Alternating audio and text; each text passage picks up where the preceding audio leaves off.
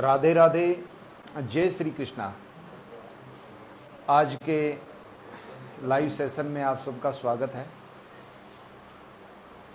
जैसा कि अभी तक की अपनी जो ये रही है सेशन का, इसमें हम आपके जीवन में चल रही समस्याओं का समाधान लेते हैं और उसके अलावा किसी एक विषय पर हम चर्चा करते हैं।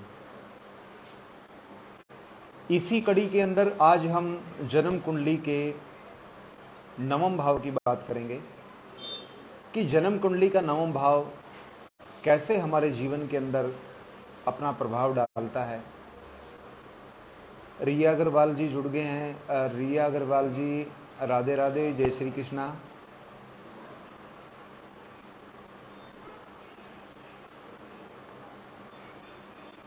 आज का जो विषय है वो जन्म कुंडली का नवम भाव है। रिया अग्रवाल जी ने डिटेल भेज दी है। रिया जी प्लीज आप वीडियो को शेयर करें, लाइक करें और शेयर टू ग्रुप का आप ऑप्शन लें। इसमें डिटेल आपकी आ गई है। रिया जी आपने डिटेल भेजी है। राधे राधे।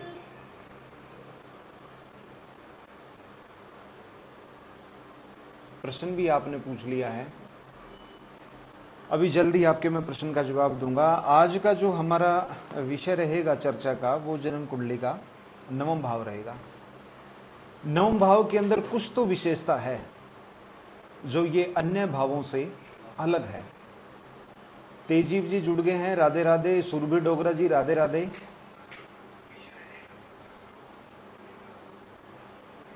जन्म कुंडली का जो नवम भाव है, इसके अंदर अन्य भावों की अपेक्षा कुछ विशेषता है और इन विशेषताओं के पीछे का जो रहस्य है वो है इस भाव का हमारे भाग्य से संबंधित होना। और भाग्य के बारे में कौन नहीं जानता? कौन है जो भाग्य को आकर्षित नहीं करना चाहता? कौन ऐसा व्यक्ति है जो नहीं चाहता कि उसका भाग्य उसका साथ दे? जन्म कुंडली का नवम भाव जितना मजबूत होगा, नवम भाव का स्वामी जितना अच्छी अवस्था में बैठा होगा, उतना ही आपका भाग्य मजबूत होगा। और भाग्य वो ताकत है जो व्यक्ति को बहुत कम मेहनत के अंदर उम्मीद से भी ऊपर परिणाम दिलाती है। भाग्य को ईश्वर का आशीर्वाद माना गया है। गीता का उपदेश यह भी कहता है कि कर्म से ही भाग्य का निर्माण होता है। और यह परम सत्य है कि भाग्य का निर्माण तो कर्म से ही होता है। लेकिन क्या एक मजदूर कर्म नहीं करता? वो भी कर्म करता है और वो कर्म भी इतने करता है कि सर्दी के मौसम में भी एक मजदूर के पसीने नहीं सूखते, वो इतना मेहनत करता है। बात भाग्य की है, कहानी भाग्य की है और इसको हम दूसरे शब्दों में तकदीर भी बोल देते हैं। इंग्लिश में इसको हम लक कहते हैं। इसका साथ सभी को चाहिए। इसका साथ मिलता है तभी जीवन के अंदर सफलता प्राप्त होती है। आज हम इसी विषय पर चर्चा करेंगे और आपको बताएंगे कि जन्म कुंडली का नवम भाव कैसे हमारे जीवन के अंदर अपना रोल प्ले करता है, किस प्रकार से हम उसको मजबूत कर सकते हैं, अच्छे भाग्य को प्राप्त कर सकते हैं और भाग्य के बल से जीवन के अंदर सफलता प्राप्त कर सकते हैं। अभी हमारे साथ जो जुड़ गए हैं उनमें मैं स्क्रीन पे देख पा रहा हूं सुरभि डोगरा जी को। सुरभि डोगरा जी, राधे राधे। आपने प्रश्न पूछा है, if Venus in 9th house what does it give? देखिए, जन्म कुंडली के नवम भाव के अंदर जिसको हम भाग्य का स्थान बोलते हैं, वहां पर शुक्र का बैठना बहुत ही शुभ माना जाता है। लेकिन इसके पीछे तथ्य काम करते हैं और तथ्य सबसे पहला यह है कि शुक्र यहां पर किस राशि में बैठा हुआ है और जन्म कुंडली के अंदर वो स्वामी किन किन भावों का है।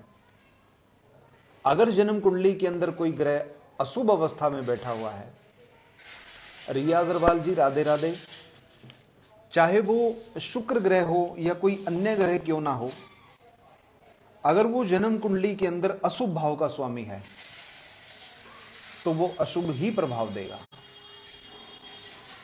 और रिया अग्रवाल जी, आपकी डिटेल आप भेजिए प्लीज। वीडियो को आप लाइक कीजिए, शेयर कीजिए, और सबसे अच्छा तरीका है कि आप ग्रुप टू शेयर का ऑप्शन आप लीजिए। ऑटोमेटिकली आपका प्रश्न सबसे ऊपर आ जाएगा और तुरंत आपका प्रश्न लिया जाएगा। इस सेशन के अंदर आपके किसी एक प्रश्न का निःशुल्क समाधान किया जाएगा, और आपकी date of birth, time, birth place के आधार पर जन्म कुंडली को देखकर ही आपको उपाय बताया जाता है।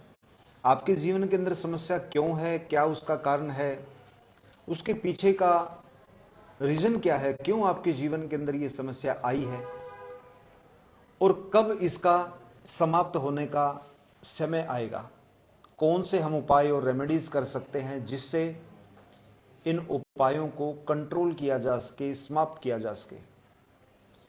तो इस सेशन में आपके किसी भी एक प्रश्न को हम लेंगे और आपकी एक समस्या का समाधान किया जाएगा। वीडियो को जितना ज्यादा हो सके आप इसको लाइक और शेयर कीजिए। आपकी डेट ऑफ बर्थ, टाइम और बर्थ पैलेस ये स्पष्ट होनी चाहिए।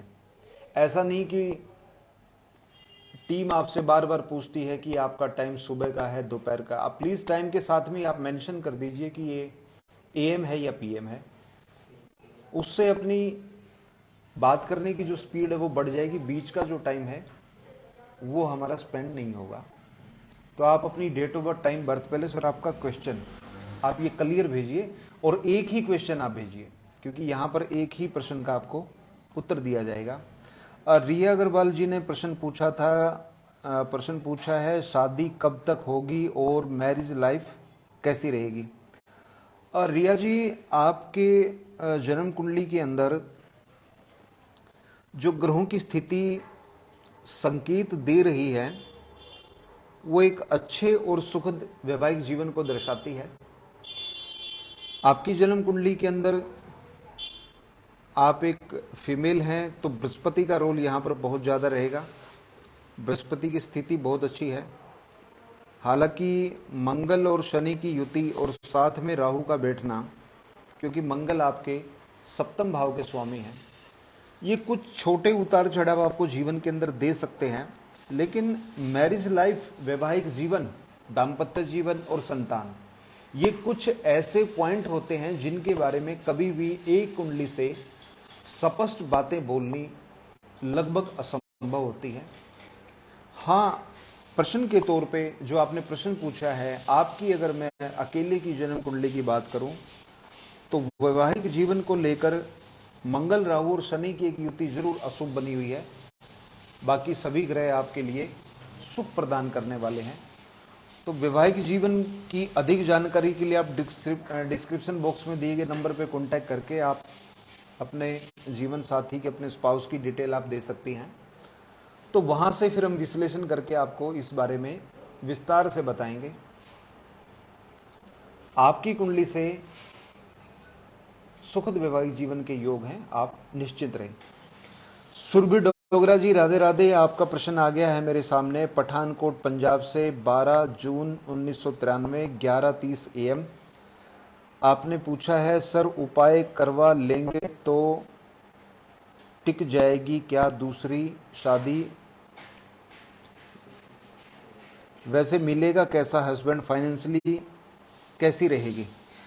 सुरभि जी, पहले भी आपका प्रश्न लिया गया था इस सेशन के अंदर, और सेकंड मैरिज को लेकर कुछ प्रॉब्लम्स मैंने आपको बताई थी कि जब तक आप अपने इन ग्रहों का निवारण आप नहीं करवा लेते, ये बार बार आपको परेशान करते रहेंगे। क्योंकि जब तक परेशानी जन्म कुंडली के अंदर बनी हुई है, वास्तव में होता क्या है कि जन्म कुंडली के अंदर ग्रह जिस अवस्था के अंदर बैठे हुए हैं, वो बात एक शादी की नहीं है, वो एक शादी, दो, तीन, बहुत बार ऐसा भी देखने को मिलता है। ऐसे भी आए हैं मेरे पास जिनकी 3-3 शादियां हुई हैं और तीसरी भी सक्सेसफुल नहीं हुई। तो बहुत सारी ऐसी घटनाएं होती हैं जीवन के अंदर, ऐसे ग्रह योग बने होते हैं जन्म कुंडली में जो एक के बाद एक वैवाहिक जीवन को फेलियर कर देते हैं। राहु केतु और शनि की स्थिति को लेकर मैंने आपसे चर्चा की थी, तो प्लीज आप पर्सनल आप एक अपॉइंटमेंट आप ले लीजिए। क्योंकि आपकी जन्म कुंडली के अंदर डिटेल से ही स्टडी करके कुछ बताया जाएगा। मैं नहीं चाहता कि कोई ऐसी बात या ऐसा उपाय मैं आपको बताऊं जो कि सत्य सिद्ध ना हो सके। तो इसलिए जब तक जन्म कुंडली के दोष निवृत्ति आपकी नहीं होगी, हम ऐसी सुखद कल्पना अभी नहीं कर सकते। तो प्लीज आप विद्वान ब्राह्मण से मिलकर अपने ग्रहों का निवारण करवाएं, और डिटेल में कंसल्टेशन लेने के लिए आप डिस्क्रिप्शन बॉक्स में दिए गए नंबर पे आप कांटेक्ट कर सकते हैं। अमनदीप जी आपने डिटेल भेजी है और कल आपका क्वेश्चन ले लिया गया था। जैसा कि मैंने आपको बताया था, इस सेशन का पहला नियम यह है कि हम आपकी किसी एक समस्या का निःशुल्क यहां पर समाधान करेंगे। तो कल आपको सर्विस दे दी गई थी, प्लीज आप पर्सनल कंसल्टेशन के लिए अपना टाइम स्लॉट बुक करवाएं, तभी हम आगे बढ़ पाएंगे। आज का जो हमारा विषय है वो जन्म कुंडली का नवम भाव है, और जन्म कुंडली के नवम भाव का संबंध प्रत्यक्ष रूप से हमारे जीवन में आने वाले अवसर, अपॉर्चुनिटी, चाहे वो तरक्की के अवसर हों या हैप्पीनेस के हों। हर व्यक्ति अपने जीवन के अंदर प्रोस्पेरिटी चाहता है, खुशहाली चाहता है, अपने काम के अंदर, अपने बिजनेस के अंदर तरक्की और अपनी नौकरी के अंदर प्रमोशन चाहता है। तो इनके अंदर भी जन्म कुंडली के नवम भाव का जो रोल है वो बहुत बड़ा है, क्योंकि जो कुछ भी आएगा अवसर के रूप में वो नवम भाव के यहीं से फिल्टर होकर आएगा। तो जन्म कुंडली का नवम भाव जो है वो धर्म, पिता, भाग्य और लंबी यात्राओं को तो इंगित करता ही है। इनके अलावा आपकी धार्मिक भावनाएं, धर्म के प्रति आपकी रुचि, और आपके पूर्वजों ने आपको क्या संस्कार दिए हैं, यह भी जन्म कुंडली के नवम भाव से ही पता लगता है। आपका भाग्य कितना मजबूत है, आपका लक कितना आपकी सपोर्ट करता है, कितना आपके लिए मददगार है, और इसके अलावा आपके जीवन में आने वाली प्रोस्पेरिटी, जिसको हम समृद्धि कहते हैं, आपका ज्ञान, सदाचार, आपके गुरु, आपकी अंतर्ज्ञान और देवी देवताओं, देवों के प्रति आपकी आस्था, आपके धार्मिक विचार, आपकी पूजा पाठ, प्रसिद्धि, आपकी दान देने की क्षमता या दान देने के आपके भाव, उसके अलावा आप जो दर्शन शास्त्र और अध्यात्म का ज्ञान रखते हैं या इस मार्ग पे आगे बढ़ते हैं, ये भी सारे पॉइंट देखे जाएंगे जन्म कुंडली के नवम भाव से। जन्म कुंडली के नवम भाव को हम एक एक करके डिटेल में जानेंगे, साथ साथ में आपके प्रश्न भी यहां पर लिए जाएंगे। तहजीब गौरव जी जुड़ गए हैं, गव्य जी जुड़ गए हैं। आप प्लीज अपना प्रश्न पूछिए, डिटेल अपनी भेजिए, आपका प्रश्न लिया जाएगा। आपके प्रश्नों को हम यहां पर लेंगे और आपकी जन्म कुंडली के अकॉर्डिंगली आपको समाधान बताया जाएगा। आप प्लीज वीडियो को लाइक और शेयर जरूर करें। आप जैसे ही वीडियो को लाइक और शेयर करेंगे, आपका प्रश्न अपने आप ऊपर आ जाएगा। तो शेयर टू ग्रुप का आप ऑप्शन लें और इसको शेयर करें, लाइक करें, आपकी डिटेल भेजें।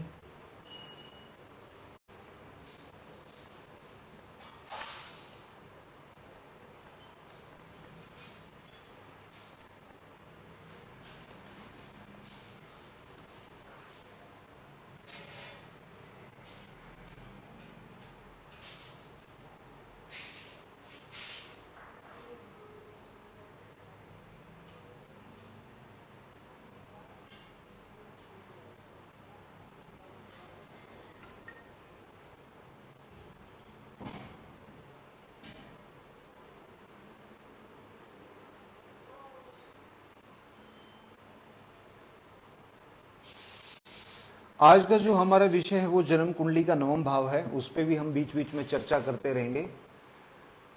जितेंद्र जी, आपकी डिटेल आ गई है पंजाब से, आप फरीदकोट से हैं, और पहले भी आपका क्वेश्चन मैंने लिया था, यहां पर आपके एक प्रश्न का जवाब दिया गया था। तो प्लीज आप नियम का पालन करें। किसी एक प्रश्न के लिए, किसी एक समस्या के समाधान के लिए हम वचनबद्ध हैं। उसके अलावा अगर आप और डिटेल जानना चाहते हैं या अपनी जन्म कुंडली के बारे में और विस्तार से जानना चाहते हैं तो उसके लिए आपको अपनी पर्सनल कंसल्टेशन बुक करनी होगी। प्लीज आप इस चीज का ध्यान रखें। वीडियो को लाइक करते रहें, शेयर करते रहें, अपने डिटेल भेजें और आपकी जो समस्या वो हमें बताएं, जरूर आपका समाधान किया जाएगा। जैसा कि भी आपसे बात हुई है कि आज हम जन्म कुंडली के 9 भाव की बात करेंगे जो कि हमारे भाग्य को दिखाता है। देखिए, भाग्य वैसे तो हर व्यक्ति के लिए जरूरी है। एक पढ़ने वाला बच्चा, जो विद्यार्थी है, जो शिक्षा ग्रहण कर रहा है, एक विद्यार्थी का जो भाग्य मजबूत होगा तो यह निश्चित है कि वो बच्चा बहुत अच्छे तरीके से पढ़ाई करेगा, उसकी एकाग्रता मजबूत होगी। और अवसर किसको कहते हैं, वो जन्म कुंडली के इसी भाव से पता लगता है। बच्चा अपनी परीक्षा की जो तैयारी करके गया है, जो उसने प्रश्न किए हैं या जिस सिलेबस की उसने दिन रात मेहनत करके तैयारी की है और उसको यह अनुमान है कि मेरे परीक्षा में यही प्रश्न आएंगे और वही प्रश्न उसके आ जाते हैं, इसको कहते हैं भाग्य। एक व्यक्ति जो किसी कंपनी के अंदर नौकरी करता है और वो कहता है कि मुझे नौकरी करते हुए इतने साल हो गए, मुझे अब प्रमोशन चाहिए, और जैसे ही वो इच्छा करता है उसके मन में ये भाव आते हैं कि अब मुझे प्रमोशन चाहिए और कंपनी अनाउंस कर देती है कि आपकी प्रमोशन हो रही है, तो इसको कहते हैं भाग्य। तो ऐसा व्यक्ति सोचिए कितना प्रसन्न होगा। उसने सोचा कि मेरी प्रमोशन हो और उसकी प्रमोशन होगी। एक बच्चा अपनी परीक्षा की तैयारी करके जाता है और वही क्वेश्चन उसके परीक्षा में आते हैं, कितना खुश होगा वो। एक व्यक्ति किसी बहुत ही इंपॉर्टेंट काम के लिए निकला है, किसी मीटिंग के लिए निकलता है और जैसा वो चाहता है उसी के अकॉर्डिंग उसकी मीटिंग सक्सेसफुल होती है, वो कितना प्रसन्न होगा। तो ऐसे समय में हमारे मुंह से भी यही निकलता है कि आज किस्मत ने मेरा साथ दिया। तो ये किस्मत क्या है, ये किस्मत का जो रहस्य है ये भी जन्म कुंडली का 9वां भाव ही बताएगा। प्रियंका पांडे जी, आप जुड़ गए हैं, राधे राधे, आपका स्वागत है। आप प्लीज डिटेल भेजिए और क्वेश्चन अपना भेज दीजिए। जैसा कि अभी तक हम इस सेशन में करते आए हैं कि किसी एक विषय को हमने सेलेक्ट किया है, उसके ऊपर हमने चर्चा की है और आपके जो प्रश्न हैं उनके हम उत्तर देते हैं। नियम यह है कि किसी एक समस्या का आपको समाधान निःशुल्क यहां पर दिया जाएगा। उसके बाद मेरी पेड सर्विस शुरू हो जाती है। आप डिटेल में जाना चाहते हैं, आप पूरी फैमिली की कंसल्टेशन लेना चाहते हैं, या आप किसी विशेष समस्या से परेशान हैं। विशेष का अर्थ है कि बहुत सारे लोगों की जन्म कुंडली के अंदर काल सर्प दोष, पितर दोष, मंगल जैसे दोष आ जाते हैं। मंगलिक दोष विवाह के अंदर बहुत बड़ी रुकावट और बाधा डालता है। बहुत अच्छे रिश्ते आते हैं लेकिन बात बनती नहीं है, फाइनल नहीं हो पाती है, तो उसमें जातक के साथ साथ उसका परिवार भी परेशान होता है। जिस कुंडली के अंदर काल सर्प दोष बन जाता है वहां पर व्यक्ति को अपनी मेहनत का फल नहीं मिलता और इस अवस्था में वो बहुत मेहनत करता है और तब भी उसको ऐसे रिजल्ट नहीं मिलते कि वो संतुष्ट हो। तो काल सर्प दोष भी व्यक्ति को बहुत परेशान करता है। ऐसा व्यक्ति किसी के लिए भी भला करे, सेवा करे, बट उसको कभी भी सामने से पॉजिटिव रिस्पॉन्स बहुत कम मिलता है। सुबिन तलवार जी, राधे राधे, आप प्लीज डिटेल भेजिए, वीडियो को लाइक और शेयर कीजिए, जल्द आपका प्रश्न लिया जाएगा। अगर आपने डिटेल भेज दिए तो प्लीज वीडियो को शेयर करें, जल्दी आपका प्रश्न ऊपर आएगा। तो जन्म कुंडली का 9वां भाव कैसे मजबूत हो, कैसे हम अपने भाग्य को अपने पक्ष में लें और कैसे हम जो चाहते हैं वो हो, ये कैसे संभव है, ये जन्म कुंडली के 9वें भाव को मजबूत करके ही संभव है। जैसा कि भी मैंने आपको बताया कि एक प्रश्न का उत्तर हम इस सेशन में आपका देते हैं। किसी एक समस्या को लिया जाएगा, उसको स्टडी किया जाता है और तब आपको समाधान दिया जाता है। लेकिन आपके प्रश्न अगर एक से ज्यादा हैं तो आपको पेड कंसल्टेशन लेनी होगी। उस पेड कंसल्टेशन में हम बड़े विस्तार से, डिटेल से आपकी जन्म कुंडली का एनालिसिस करते हैं और आपको बताते हैं कि जीवन में चल रही जो समस्या है वो किस वजह से है, उस समस्या का कारण क्या है, क्यों आपके जीवन के अंदर ये दिक्कत आई, कब तक ये ठीक होनी है, इसके लिए हम क्या उपाय कर सकते हैं, और समस्या के या जो परेशानी आनी है जीवन के अंदर, उसके जो दुष्परिणाम हैं उनको कितना कम किया जा सकता है। इसके लिए हम दान कर सकते हैं, हमें कोई पूजा पाठ या व्रत करने की जरूरत है, ये भी जन्म कुंडली में बैठे हुए ग्रह ही हमें संकेत देते हैं कि वास्तव में क्या करने से हमें लाभ मिलेगा। जतिन गुलाटी जी जुड़ गए हैं, राधे राधे।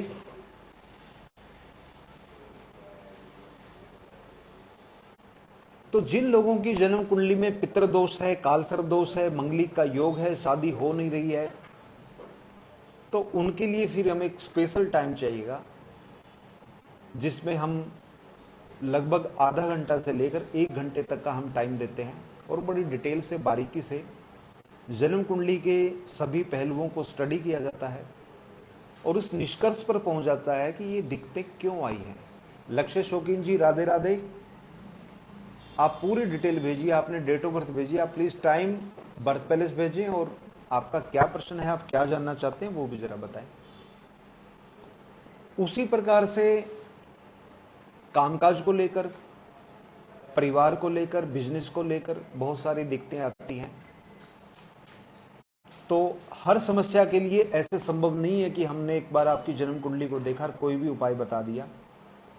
यह हमारा नियम है और सिद्धांत है कि हम जो उपाय बताते हैं, कोशिश रहती है कि वो ऑथेंटिक हो और आपके ऊपर पूरी तरह काम करे। जहां भी हमें थोड़ा सा ये लगता है कि इन छोटे उपायों से बात नहीं बनने वाली, हमें जन्म कुंडली को बहुत डीप स्टडी करके आपको उपाय बताने की जरूरत है, वहां पर हम उपाय नहीं बताते। क्योंकि आप जिस उम्मीद के साथ प्रश्न पूछ रहे हैं या जिस समस्या से आप ग्रस्त हैं, उससे अगर हमने निवारण नहीं करवाया, उस समस्या को अगर हमने समाप्त नहीं करवाया, तो फिर ये ज्योतिष का ज्ञान आपके लिए किस काम का है। सिद्धांत का पालन करना आपके लिए भी जरूरी है और हमारे लिए भी जरूरी है। अगर आप इस सेशन का बहुत अच्छे से सदुपयोग करना चाहते हैं, तो आप हमारे एक्सपीरियंस को, ज्योतिष की नॉलेज को देखने के लिए, परखने के लिए कोई एक प्रश्न आप कर सकते हैं, उसका हम आपको बहुत अच्छे तरीके से समाधान देंगे और निश्चित रूप से आपकी समस्याओं का समाधान भी होगा। लेकिन इससे आगे बढ़ने के लिए फिर आपको मेरी पेड सर्विसेज लेनी होंगी। खैर, बात करते रहेंगे इस बारे में। और आज का जो हमारा विषय है वो जन्म कुंडली का 9वां भाव है। जतिन गुलाटी जी, आपका प्रश्न आ गया है, प्लीज आप वीडियो को शेयर और लाइक करें, जल्दी आपका प्रश्न ले लिया जाएगा। जन्म कुंडली का जो 9वां भाव है वो कैसे शुभ और कैसे अशुभ देखा जाएगा, ये भी ग्रह ही संकेत देते हैं। पहला संकेत यह है कि 9वें भाव का स्वामी, जिसको हम नवमेश कहते हैं, अगर ये कुंडली के अंदर कमजोर अवस्था में है, ये खराब अवस्था में है, तो अक्सर ऐसे जातकों का भाग्य उनका साथ नहीं देता और ऐसी अवस्था में यह देखने को मिल जाता है कि इनके काम या तो देरी से होते हैं या अटक जाते हैं काम। लेकिन जिन लोगों का नवमेश मजबूत होता है, उनको भारी मदद भी मिलती है। जिन लोगों से उनको काम निकलवाना होता, वो लोग भी उनके साथ में सहयोग वाला व्यवहार करते हैं। तो जन्म कुंडली के अंदर जब भी तीसरे, छठे, 8वें, 12वें भाव के अंदर 9वें भाव के स्वामी बैठ जाएंगे, तो ऐसे व्यक्ति का भाग्य कमजोर माना गया है। इस चर्चा को हम जारी रखेंगे। इसी में एक प्रश्न आ गया है हमारे पास आशुतोष शर्मा जी का। आशुतोष जी, आपने डिटेल भेजी है और प्रश्न पूछा है आपने, विदेश जाने को लेकर आप प्रश्न पूछ रहे हैं, प्लीज बताएं, या फिर कभी सरकारी नौकरी मिल पाएगी। देखिए, आपके किसी एक प्रश्न का जवाब देने के लिए, एक समस्या के समाधान के लिए यहां पर यह सेशन है। तो पहला आपका विदेश जाने को लेकर जो प्रश्न है, उसका मैं आपको बताता हूं कि आपकी कुंडली के अंदर विदेश जाने के बिल्कुल योग हैं, आप विदेश जा सकते हैं। खासकर पढ़ाई के लिए आपकी विदेश जाने के योग बहुत मजबूत हैं। अगर आप रोजगार के लिए, कामकाज के लिए बाहर जाना चाहते हैं तो उसमें कुछ रुकावटें मेरे को नजर आ रही हैं। तो आप प्लीज थोड़ा सा स्पष्ट कर दें कि आप स्टडी पर्पज से विदेश जाना चाहते हैं या कामकाज के लिए। मैं उसी के अकॉर्डिंग आपको फिर मैं सलाह देता हूं। स्टडी के पर्पज से अगर आप विदेश जाना चाहते हैं, किसी प्रकार की कोई रुकावट यहां नजर नहीं आ रही, आपका काम हो जाएगा। आप बेचिंत होकर स्टडी पर्पज से आप विदेश जा सकते हैं। जतिन गुलाटी जी, आप प्लीज वीडियो को शेयर कर दें। अगर शेयर कर दी हैं तो अपनी डिटेल आप भेज दीजिए, मैं जरूर स्टडी करके आपको जवाब दूंगा। आज जन्म कुंडली के नवम भाव की जो बात हो रही है, हमने अभी चर्चा की है कि जन्म कुंडली का नवम भाव कमजोर कब होता है और उसका क्या प्रभाव पड़ता है। जब भी यहां का स्वामी कुंडली के तीसरे, छठे, 8वें और 12वें भाव में बैठ जाता है तो भाग्य को कमजोर समझा जाता है। भाग्य को कमजोर समझने का मतलब है कि ऐसे व्यक्ति को जो बाहरी मदद है या ईश्वरीय जो मदद है वो कम मिल पाती है। दूसरे शब्दों में आप ऐसे भी समझ सकते हैं, ऐसे आदमी को अपने कार्यों को सफल करने के लिए अतिरिक्त मेहनत करनी पड़ जाती है और उस अतिरिक्त मेहनत के बाद भी बहुत अच्छा रिजल्ट मिले, इस चीज की कोई गारंटी नहीं है। क्यों? क्योंकि जिस ग्रह ने भाग्य को मजबूत करना है वो ग्रह हमें यह संकेत नहीं दे रहा कि आपके काम नॉन स्टॉप बनते चले जाएंगे। अभी जतिन गुलाटी जी की डिटेल अपने सामने आ गई है। जतिन गुलाटी जी, राधे राधे। डिटेल आपने भेज दी है, बहुत लंबा चौड़ा आपने प्रश्न किया। प्लीज एक ही प्रश्न आप पूछें। तो ये इस सेशन के जो रूल हैं, नियम हैं, प्लीज आप उनको फॉलो करें, हम दोनों के लिए सुविधाजनक रहेगा। आपने पूछा है, सर मेरी जॉब की ज्वाइनिंग डिले हो रही है। पहले कंपनी कह रही थी कि ज्वाइनिंग सितंबर में है और अब नेक्स्ट ईयर जनवरी में। देखिए, आपकी जन्म कुंडली के अंदर जो अभी इस समय ग्रह योग बने हुए हैं वो ये दिखाते हैं कि जिस आप ऑफर की बात कर रहे हैं या जो ज्वाइनिंग की आप बात कर रहे हैं, ये ग्रह स्थिति के हिसाब से आपकी सफल होती हुई नजर नहीं आ रही है। इसमें मुझे संशय है।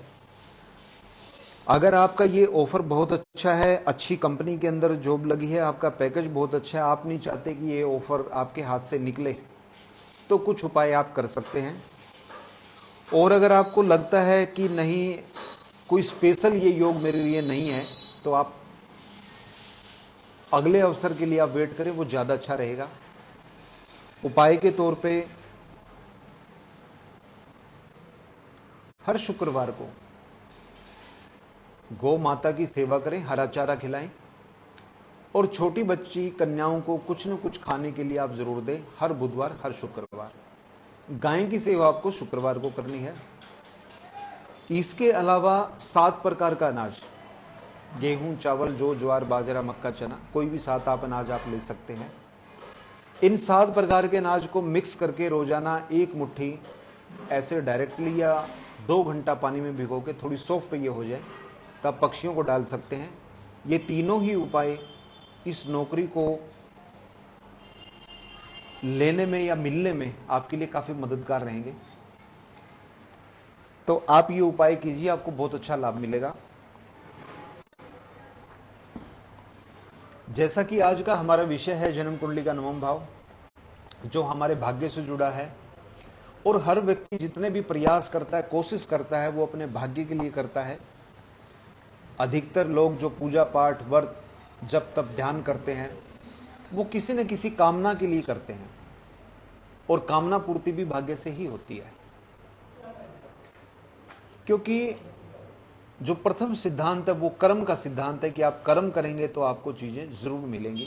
कर्महीन को कोई चीज प्राप्त नहीं होती, उसमें न भाग्य काम करता है न कोई दूसरा काम करता है। ज्योति दीपक सोनी जी, आप जुड़ गए हैं, राधे राधे। आपने वीडियो भी शेयर कर दी है, आप प्लीज प्रश्न पूछें, क्या आप जानना चाहते हैं। तो अभी हमने चर्चा की है कि जब भी यहां का स्वामी नवम भाव का तीसरे में, छठे, 8वें, 12वें में चला जाएगा तो भाग्य कमजोर हो जाता है। लेकिन जब यहां का स्वामी, जिसको हम नवमेश कहते हैं, जब भी नवम भाव में बैठेगा तो ये उसकी काफी अच्छी अवस्था मानी गई है। इसके अलावा लगन में, दसम में, पंचम भाव के अंदर बैठ के ये राजयोग का निर्माण कर देता है। चतुर्थ भाव में बैठकर भी ये बहुत अच्छा करता है, लेकिन वहां पर ये षष्टक का योग बन जाता है तो कुछ कंडीशन लग जाती है। इसके अलावा दूसरे भाव में चला जाए नवम भाव का स्वामी, योग वो भी षष्टक का ही बनता है, लेकिन अच्छा योग बनता है क्योंकि भाग्य का और धन भाव का आपस में संबंध बन गया। तो ऐसे व्यक्ति को पैतृक संपत्ति से या परिवार से काफी ज्यादा लाभ मिलता है। इसके अलावा जब भी नवम भाव का स्वामी दसम में बैठेगा, 11वें भाव में बैठेगा, बहुत अच्छी अवस्था बनती है, क्योंकि 11वें भाव में बैठ के लाभ के लिए, इनकम के लिए और मल्टी सोर्स ऑफ इनकम, एक से ज्यादा आय के स्रोत के लिए काफी अच्छी स्थिति बन जाती है। लेकिन इसमें खास बात यह है कि जब नवम का स्वामी दसम में बैठ जाता है तो यह विशेष रूप से संकेत करता है कि ऐसा व्यक्ति बिजनेस के अंदर विशेष सफलता हासिल करता है। तो जब भी यहां का स्वामी शुभ भाव के अंदर बैठेगा, हमेशा शुभ करेगा, भाग्य मजबूत होगा। और जब अशुभ भाव तीसरा, छठा, आठवां और 12वें में बैठेगा तो यह हमेशा ही कमजोर भाग्य को दर्शाता है। दीपक ज्योति दीपक सोनी जी, राधे राधे। आपकी डिटेल आ गई है और कल भी आपने क्वेश्चन किया था। प्लीज आप क्वेश्चन जो जानना चाहते हैं अभी आप पेड कंसल्टेशन में आ जाए, वहीं पर आपका जवाब दिया जाएगा, क्योंकि ये सेशन उनके लिए है जिनका कोई एक क्वेश्चन है, किसी एक समस्या से ग्रस्त है, और निःशुल्क यहां पर समाधान किया जाता है। डिस्क्रिप्शन बॉक्स में दिए गए नंबर पे जाके आप कांटेक्ट करके अपना टाइम बुक कर सकते हैं, उसमें आपको डिटेल से बताया जाएगा। आज का जो हमारा विषय है वो नवम भाव है। अब नवम भाव को हमने स्टडी किया है कि जब भी नवम भाव का स्वामी कहां कहां पर बैठेगा 12 भावों के अंदर तो शुभ रहेगा और कहां अशुभ रहेगा। अब हम बात करते हैं कि कौन से ग्रह यहां पर बैठकर शुभ करते हैं। अगर आपकी जन्म कुंडली के अंदर लगन का स्वामी, दूसरे भाव का स्वामी, चतुर्थ भाव का, पंचम का, दसम भाव का और एकादश भाव का स्वामी जब यहां बैठता है तो यह भी बहुत अच्छी स्थिति बन जाती है। ऐसी अवस्था के अंदर जातक का भाग्य मजबूत होता है, वो जिस काम में भी हाथ डालता है उसको सफलता मिलती है। अभी अपने साथ जुड़ गए हैं रमेश्वर प्रसाद गौड़ जी, डिटेल आपकी आ गई है और आप उदयपुर से, आप जानना चाहते हैं कि आप लोन से मुक्त कब हो जाएंगे। अभी तो आपकी कुंडली के हिसाब से कोई ऐसा संकेत नजर नहीं आ रहा कि आप जल्दी ही लोन से मुक्त होंगे, क्योंकि लोन से फ्री होने के लिए आपकी इनकम का मजबूत होना बहुत जरूरी है। कोई भी व्यक्ति जब लोन लेता है तो अपनी जरूरतों को पूरा करने के लिए लोन लेता है, चाहे वो कैश के रूप में ले या किसी मकान की खरीदारी के लिए या वाहन की खरीदारी के लिए या बिजनेस के लिए भी लोन ले लिया जाता है। तो लोन हमेशा जरूरत के लिए लिया जाता है और चुकाया हमेशा जाता है कमाई से। तो आपको थोड़ा सा ये क्लियर करना होगा कि आपने जो लोन लिए हैं वो अपनी पर्सनल व्यक्तिगत जरूरतों को पूरा करने के लिए नहीं, बिजनेस पर्पज से, क्योंकि कुंडली के अंदर जो ग्रहों की स्थिति है वो तो बिजनेस को दर्शाती है। आपका जो हॉरोस्कोप है वो एक बिजनेसमैन का हॉरोस्कोप है और मेरी सलाह है कि आपको बिजनेस जरूर करना चाहिए, क्योंकि आपकी कुंडली का जो कैलिबर है, ग्रहों की जो परफॉर्मेंस है, वो बिजनेस में ही आपके लिए बहुत अच्छी रहेगी। तो फिलहाल मुझे आप लोन फ्री होते हुए नजर नहीं आ रहे हैं। अगर आप इसके लिए बहुत सीरियस हैं और आप चाहते हैं कि नहीं जल्दी ही मेरा लोन चुके, तो सिद्धांत है कि आपको अपनी कमाई को बढ़ाना होगा। और आप अगर सारे प्रयास कर चुके हैं और लोन नहीं उतार पा रहे हैं या लोन उतारने की जो स्पीड है वो बहुत कम है, बहुत टाइम लग रहा है आपको लोन चुकाने में, तो आप डिस्क्रिप्शन बॉक्स में दिए गए मेरे नंबर पे कांटेक्ट करके आप मेरे से पर्सनली संपर्क करें।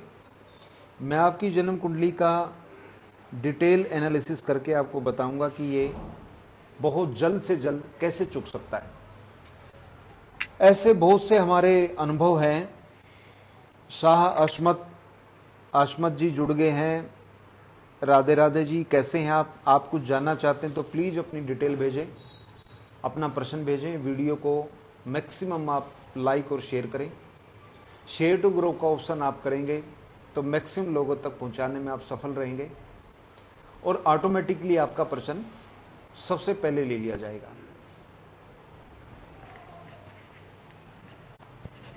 आज का जो हमारा विषय है वो नवम भाव है और नवम भाव की इंपॉर्टेंस इसलिए भी ज्यादा है क्योंकि ये त्रिकोण का भाव है। जन्म कुंडली के अंदर जो 12 भाव होते हैं उसमें से हमारे ज्योतिष ऋषियों ने जो सिद्धांत और जो ज्योतिष का ग्रामर निर्धारित किया है, जो व्याकरण निर्धारित किया है, उसमें 12 भावों को अलग अलग भागों में बांटा गया है। कुछ भाग अच्छे भावों के होते हैं तो कुछ अशुभ के होते हैं। ज्योतिष का सिद्धांत है कि अशुभ ग्रह जब अशुभ भाव में बैठेंगे तो कम नुकसान करते हैं और शुभ भाव के स्वामी शुभ में बैठेंगे तो पूरा लाभ देते हैं। वही सिद्धांत आज के हमारे टॉपिक के अंदर है कि नवम भाव के अंदर जब लगन का स्वामी दूसरे भाव का, चतुर्थ भाव का, पंचम का, दसम का और 11वें भाव का स्वामी नवम भाव में बैठ जाता है तो व्यक्ति का भाग्य मजबूत होता है, प्रबल होता है। ऐसा व्यक्ति बहुत कम प्रयास के अंदर सफलता अर्जित करता है। इसके अलावा कुछ ग्रह ऐसे होते हैं जो नवम भाव में हमेशा ही गड़बड़ियां करते हैं। रामेश्वर प्रसाद गौड़ जी, बहुत बहुत धन्यवाद जी। आप इसी तरीके से जुड़े रहिए और कोई भी आपका प्रश्न है आप जान सकते हैं। डिटेल में आप जानना चाहते हैं, अगर आप डीप कंसल्टेशन लेना चाहते हैं, आप चाहते हैं कि आपकी जिंदगी के लगभग हर पॉइंट पर हम डिटेल में जाके बात करें, चाहे वो आपका हेल्थ का इश्यू है, फाइनेंशियल कंसेप्ट है या आपके फैमिली मैटर हैं, बच्चों को लेकर, जीवन साथी को लेकर, बिजनेस को, प्रमोशन को, फाइनेंस को लेकर, घर की प्रोस्पेरिटी और बरकत को लेके, इन सभी पॉइंट पर हम बात करते हैं और डिटेल में आपको बताते हैं कि आपकी कुंडली के अंदर कौन कौन से राजयोग बने हुए हैं, कौन कौन से खराब योग बने हैं जिनको हम दोष बोलते हैं, कौन से ग्रह आपकी सफलता में और तरक्की में बाधा पहुंचा रहे हैं, कौन से ग्रह हमेशा आपकी मदद करेंगे। और एक ग्रह ऐसा जरूर होता है जो आपके पूरे जीवन को हैंडल करता है। यह ग्रह ठीक उसी सिद्धांत से काम करता है जिस प्रकार एक गाड़ी का ड्राइवर होता है। आप कल्पना कीजिए कि आपने एक लंबा तीर्थ करना है, आपको 500 से 1000 किलोमीटर की एक यात्रा करनी है तीर्थ के लिए। आपके पास बिल्कुल नई फर्स्ट क्लास गाड़ी है, लेकिन आपको ड्राइवर बड़ा अनाड़ी मिल गया है, तो निश्चित रूप से न आपकी अच्छी और नई गाड़ी काम आएगी और न आपकी सुख सुविधाएं। वो अनाड़ी ड्राइवर पूरे सफर में आपको परेशान रखेगा। लेकिन गाड़ी अगर आपकी नई नहीं है और आपका ड्राइवर बहुत अच्छा है तो वो अपनी सूझबूझ से, अपनी समझ से, अपने अनुभव से आपकी यात्रा को सुरक्षित भी संपन्न करेगा और जिस आत्मिक शांति के लिए आप तीर्थ पे जा रहे हैं उसमें आप सफल रहेंगे। ठीक वैसे ही सिद्धांत हमारे जीवन के अंदर लागू होते हैं। एक ग्रह ऐसा होता है जो आपकी जीवन रूपी गाड़ी का ड्राइवर होता है। हमने आपकी कुंडली से इसको फाइंड करना होता है कि वो कौन सा ग्रह है जो आपके पूरे जीवन को चलाएगा। और कहीं ऐसा तो नहीं कि आपकी जीवन रूपी गाड़ी का ड्राइवर भी अनाड़ी है। अगर ऐसा हुआ तो अक्सर हम देखते हैं लोग हर छोटे छोटे काम में परेशानी महसूस करते हैं।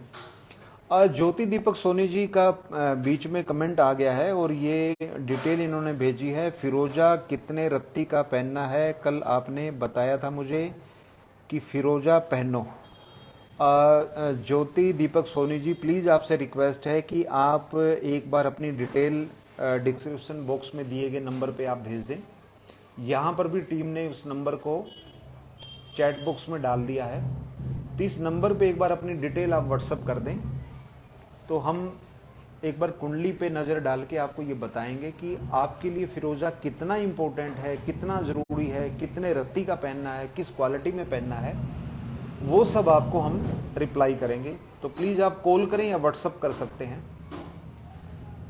बात कर रहे थे हम कि जो व्यक्तिगत जन्म कुंडली का जो विश्लेषण या जो कंसल्टेशन हम देते हैं, उसमें किस तरीके से आपकी कुंडली से जुड़े जो रहस्य हैं उनको हम खोलते हैं, जानने की कोशिश करते हैं। और कुंडली के बारे में तो कुछ विद्वानों ने यह भी कहा हुआ है कि जिस प्रकार दुर्गा सप्तशती में अर्गला स्तोत्र आता है। आशीष परवाल जी जुड़ गए हैं। आशीष जी राधे राधे, डिटेल आपकी आ गई है लेकिन आपका टाइम नहीं आया। प्लीज आप टाइम और बर्थ पहले जरूर भेज दें। वीडियो को शेयर करें, लाइक करें और ग्रुप में शेयर करना बिल्कुल ना भूलें। आपके किसी एक प्रश्न का यहां पर निःशुल्क आपको जवाब दिया जाएगा। दुर्गा सप्तशती के अंदर अर्गला स्तोत्र का आपने जिक्र जरूर सुना होगा। अगर नहीं सुना है तो आप एक बार दुर्गा सप्तशती की पुस्तक खोल के देखना। उसमें अर्गला स्तोत्र का जो रहस्य दिया गया है वो कुछ इस प्रकार का है कि अर्गला का अर्थ होता है कुंडी।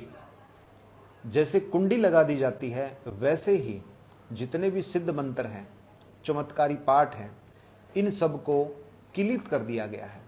उनके उत्कीलन का अपना एक प्रोसेस होता है। ठीक उसी तरीके से जन्म कुंडली का जो शब्द कुंडली हम यूज करते हैं, ये शब्द भी एक तरह से बंद मुट्ठी और कुंडी कहते हैं। कुंडी और कुंडली ये दोनों ही सांकल और कुंडी से जुड़ा हुआ है। अक्सर पहले के जमाने में लोग बोलते थे कि कुंडा लगा दो। तो ये कुंडली क्या है कि रहस्यों की एक ऐसी बंद मुट्ठी है। आपकी कुंडली के अंदर क्या रहस्य हैं, ग्रह क्या भाषा बोल रहे हैं, वो क्या संकेत दे रहे हैं, ये सब कुछ कुंडली जब खुलती है, मतलब विद्वान जब आपकी जन्म कुंडली का विश्लेषण करते हैं, उसको खोलते हैं, तो तब ये सारे रहस्य हमारे सामने आते हैं कि आपकी जन्म कुंडली क्या बोल रही है, ग्रह क्या संकेत दे रहे हैं और संकेत का अर्थ क्या है। मैं एक प्रश्न ले लेता हूं संदीप चटर्जी का। ये चटर्जी जी जॉब और फाइनेंस के बारे में जानना चाहते हैं, डिटेल इनकी आ गई है। संदीप जी आप प्लीज वेट करें, मैं आपको बताता हूं। आप डिटेल आप प्लीज आप भेज दीजिए, आपकी डेट ऑफ बर्थ, टाइम और बर्थ पैलेस, और वीडियो को आप लाइक और शेयर करना बिल्कुल ना भूलें। शेयर टू ग्रुप का ऑप्शन आप लें तो तुरंत अभी जल्दी आपका प्रश्न ऊपर आ जाएगा और मैं आपका प्रश्न लूंगा। निमिषा जी आपकी प्रॉब्लम का निवारण पेड कंसल्टेशन में होगा और अभी से आपको पहले भी हमने इस बारे में बताया था विस्तार से। कुछ जन्म कुंडलियां ऐसी होती हैं जिनका हमें यहां पर जवाब देना सही लगता है। हमें लगता है कि एक उपाय से आपका समाधान होगा, हम उस समाधान को जरूर बताते हैं।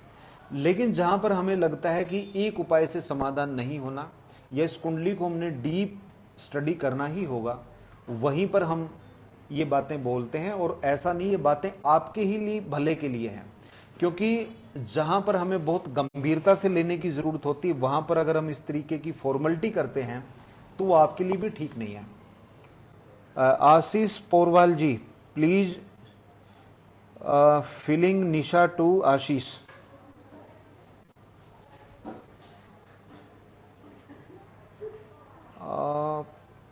आशीष पोरवाल जी आप डिटेल भेजिए एक बार। आपकी कंसल्टेशन को हमने लिया गया था और आपको लिए बोला गया था कि आप डीप स्टडी अपनी करवाइए हॉरोस्कोप की, मतलब आप पेड कंसल्टेशन में आ जाइए। तो प्लीज आप इस सेशन के जो रूल हैं आप उनको फॉलो कीजिए। संदीप जी की मैं कुंडली लेता हूं अभी। संदीप जी आप डिटेल भेज दीजिए, प्रश्न अपना भेज दीजिए। तो अभी हम बात कर रहे थे कि एक जो हमने सिद्धांत लिया था गाड़ी के एक्सपर्ट और अनाड़ी ड्राइवर का, उसी तरीके से दुर्गा सप्तशती के अंदर जो अर्गला स्तोत्र आता है, वैसे ही हमारी जन्म कुंडली भी एक अर्गला है, एक कुंडी है। वो जब तक नहीं खुलती हमें नहीं पता होता कि जन्म कुंडली के अंदर क्या लिखा हुआ है। लेकिन जब वो कुंडली खुलती है, हम उसको स्टडी करते हैं। क्या आपके लगन के स्वामी बोल रहे हैं, क्या आपकी राशि बोल रही है, आपका लगन क्या बोल रहा है, और आपके ग्रह हमें क्या संकेत दे रहे हैं, ये सब कुछ जब हम समझते हैं कुंडली से, फिर हम बताते हैं कि आपकी कुंडली के अंदर बिजनेस का योग है, आपको नौकरी करनी चाहिए, आपको तबीयत को लेकर, अपने स्वास्थ्य को लेकर कॉन्शियस रहना चाहिए। तो ये सारी बातें आपकी कुंडली के रहस्य ही तो हैं। बहुत सारे लोगों को नहीं पता होता कि आप मंगलिक हैं। हम कुंडली देखते हैं और बताते हैं कि आपके मंगलिक का योग कहते हैं, तो वो कहते हैं जी मंगलिक, तो मुझे तो पता ही नहीं मंगलिक हूं मैं। तो बहुत सारी ऐसी चीजें होती है जो आपको नहीं पता या कभी आपने नहीं दिखाई है। संदीप चटर्जी जी, प्लीज आप अपनी डेट ऑफ बर्थ, टाइम और बर्थ पैलेस आप भेज दीजिए। अच्छा, आपकी डिटेल हो गई है, ठीक है। आप वीडियो को लाइक और शेयर जरूर कर दीजिए, मैं जल्द आपका प्रश्न लूंगा। तो जब जन्म कुंडली खुलती है, हम उसको स्टडी करते तो हमें पता लगता है कि आपके ग्रह हमें संकेत क्या दे रहे हैं। एक व्यक्ति पिछले 20 साल से, 15 साल से, 25 साल से नौकरी कर रहा है, और उनकी जब हम कुंडली को देखते हैं तो कुंडली में ग्रह हमें स्पष्ट संकेत देते हैं कि आपको बिजनेस करना चाहिए। तो ऐसी अवस्था में हम जब सामने वाले से पूछते हैं कि क्या आप अपनी नौकरी से संतुष्ट हैं, तो एक ही जवाब मिलता है कि नहीं, मैं अपनी नौकरी से संतुष्ट नहीं हूं। ऐसा क्यों होता है? ऐसा इसलिए होता है क्योंकि जन्म कुंडली के जो ग्रह हैं वो हमें संकेत दे रहे हैं बिजनेस के, और सामने वाला व्यक्ति काम कर रहा है नौकरी में, तो उसको कभी भी संतुष्टि नहीं होने वाली। और यही जन्म कुंडली का मेन सिद्धांत है कि जन्म कुंडली ये बताती है कि आपको क्या करना, क्या नहीं करना, कौन से ग्रह शुभ हैं, कौन से अशुभ हैं। आपको पूर्ण सफलता, प्रोस्पेरिटी, आपकी फाइनेंशियल चीजें, आपको अपनी कमाई का मकान, आपकी गाड़ी, सुख सुविधाएं, आपकी रेपुटेशन, आपका मान सम्मान, प्रसिद्धि, ये सब कुछ बिजनेस से मिल रही है। तो जब तक आप बिजनेस में नहीं आएंगे, वो ग्रह अपनी परफॉर्मेंस आपको नहीं दे पाएंगे। तो इस प्रकार के जो विषय हैं ये हम पेड कंसल्टेशन के अंदर लेते हैं, क्योंकि वहां पर हम एक टाइम स्लॉट बुक कर लेते हैं। लगभग 30 मिनट से लेकर 50 मिनट तक का एक टाइम होता है। उस टाइम में हम जिंदगी के हर पक्ष पर डिटेल में हम स्टडी करते हैं, एक एक चीजें बात होती हैं, क्या समस्या है, क्या समाधान है, वो सब बताया जाता है।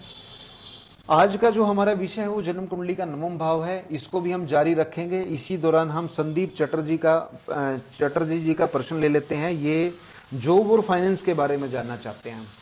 देखिए, जॉब को लेकर कुंडली के अंदर जो ग्रह स्थिति है वो एवरेज है, मैं बहुत अच्छी स्थिति नहीं कह सकता, क्योंकि कुंडली का जो ओवरव्यू है वो बताता है कि आपको बिजनेस की तरफ चलना चाहिए, पूर्ण सफलता आपको बिजनेस में ही मिलेगी। लेकिन फिर भी अगर आप प्रश्न पूछ रहे हैं नौकरी को लेकर, आप नौकरी करते हैं, तो आप जब तक अपने राहु, केतु और शनि का समाधान नहीं करेंगे, मुझे आपकी सफलता को लेकर संशय नजर आ रहा है। क्योंकि शनि आपके बहुत ज्यादा अशुभ अवस्था में है, राहु और केतु ये बिल्कुल भी आपका भला नहीं कर रहे हैं। हालांकि मंगलिक का दोष भी है, तो मंगल दोष होने की वजह से कई बार ऑफिस में, कंपनी में कुछ पॉलिटिकल इश्यूज भी आ जाते हैं, और अपने कलीग्स के साथ बहुत अच्छे रिलेशन ना हो, ऐसी भी दिक्कत आ जाती है। समाधान के तौर पे आपको अच्छी क्वालिटी का मोती पहनना चाहिए। इसके अलावा हर बृहस्पतिवार को अगर आप विष्णु सहस्त्र नाम का पाठ करते हैं तो आपके लिए बहुत अच्छा रहेगा। आप ये दो चीज कीजिए, जल्द ही आपका फाइनेंस और आपका जो करियर है वो बेहतर हो जाएगा।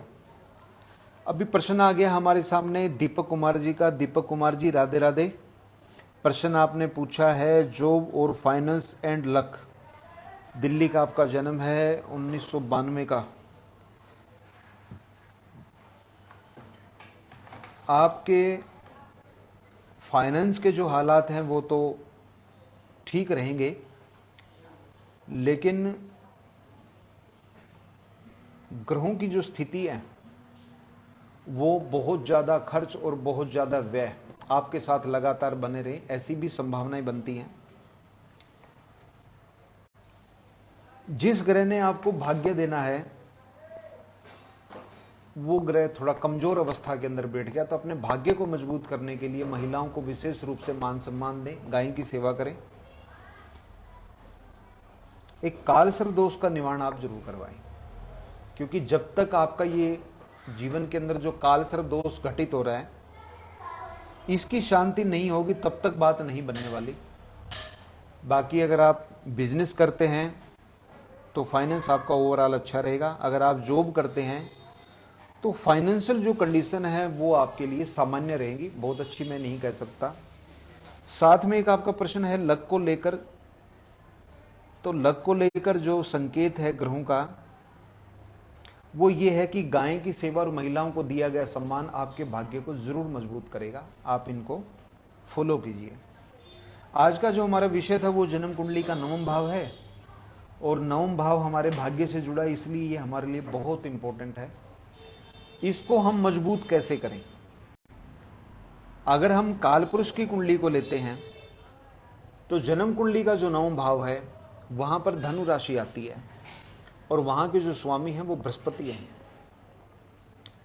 तो बृहस्पतिवार का जो दिन होता है वो भगवान विष्णु का दिन है। भगवान श्री कृष्ण, राम, नरसिंह अवतार, ये सब भगवान विष्णु के ही अवतार हैं, और 9वां भाव भगवान विष्णु का ही भाव है, और बृहस्पतिवार का दिन इन्हीं की पूजा के लिए निर्धारित किया गया है। तो हर बृहस्पतिवार को आप केले के पेड़ की और पीपल की सेवा करें, पूजा करें, जल अर्पित करें, दीपक जलाएं, ब्राह्मण के पांव छूकर आशीर्वाद लें, पीले रंग की वस्तुओं का दान करें, जैसे कि पीले फल, केले, या पीली मिठाई, बेसन के लड्डू आप उनको दे सकते हैं। गाय को केले खिलाएं, रोजाना सूर्य को जल दें, और विष्णु सहस्त्र नाम का अगर पाठ किया जाए तो 9वें भाव को बहुत अच्छी मजबूती मिलती है। ये सब उपाय करने से लोगों के रुके हुए काम या बहुत स्लो स्पीड से बनने वाले काम तुरंत बनने शुरू हो जाते हैं। 9वां भाव हमारे भाग्य को, अपॉर्चुनिटी को दर्शाता है। जब भी ये भाव मजबूत होगा तो आपकी मदद के लिए लोग सामने आएंगे और आपकी मदद करेंगे। दीपक जी ने थैंक यू बोला। दीपक जी राधे राधे, आपका बहुत बहुत धन्यवाद। आपको जो बातें बताएगी आप उनको फॉलो कीजिए, और आप देखिए आपके जीवन के अंदर अच्छा सकारात्मक परिवर्तन आपको देखने को मिलेगा। आप हमसे जुड़े रहिए और टाइम टू टाइम अपनी अपडेट देते रहिए। जहां भी हमें लगेगा निःशुल्क हम आपकी सहायता के लिए मौजूद रहेंगे। इसी प्रकार से हम विषयों को लेते रहेंगे। जैसे आज 9वां भाव लिया है, कल हम 10वां भाव पे बात करेंगे, और आपकी किसी एक समस्या का समाधान हम इस सेशन के माध्यम से करते रहेंगे। संतोष कुमार तिवारी जी जुड़ गए हैं। संतोष कुमार तिवारी जी राधे राधे, आपका स्वागत है। कल आपको फ्री सेशन में प्रश्न का उत्तर दिया गया था, और जहां तक मुझे ध्यान है बिटिया को लेकर आपने प्रश्न पूछा था। तो प्लीज आप मेरे पर्सनल नंबर पे कांटेक्ट करके आप इनकी जन्म कुंडली विश्लेषण करवा लें। बहुत जल्द हम सुबिन तलवार जी, आपका तो प्रश्न मैंने ले लिया था। आप प्लीज वीडियो को लाइक और शेयर करें। क्या प्रश्न आपका रहेगा प्लीज आप बताएं जरा। बहुत जल्द हम इस सेशन में कुछ और अच्छे सुधार करेंगे। जल्द ही हम ज्योतिष की क्लासेज भी स्टार्ट कर रहे हैं, तो जो ज्योतिष का कोर्स करना चाहते हैं वो हमसे कांटेक्ट कर ले। संजय गुप्ता जी जुड़ गए हैं, राधे राधे। संजय गुप्ता जी वीडियो को लाइक और शेयर करें। सुबिन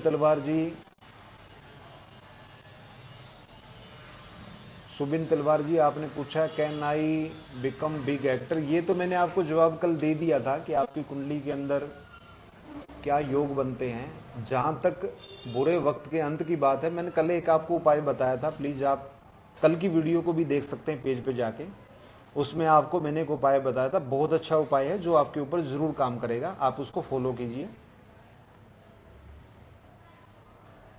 बहुत जल्द हम ज्योतिष की कक्षाएं भी शुरू करेंगे, तो जो लोग इंटरेस्टेड हैं वो कांटेक्ट कर सकते हैं। जैसे आज हमने 9वें भाव के बारे में चर्चा की है, कल हम 10वें भाव की चर्चा करेंगे, और जैसे ही 12वें भाव पे जाके ये चर्चा संपन्न होगी उसके तुरंत बाद हम ग्रहों, राशियों और नक्षत्रों के ऊपर भी डिस्कस करते रहेंगे। आपका कोई भी प्रश्न है, कोई समस्या है, आप निसंकोच बताएं। किसी एक प्रश्न का आपको जवाब दिया जाएगा।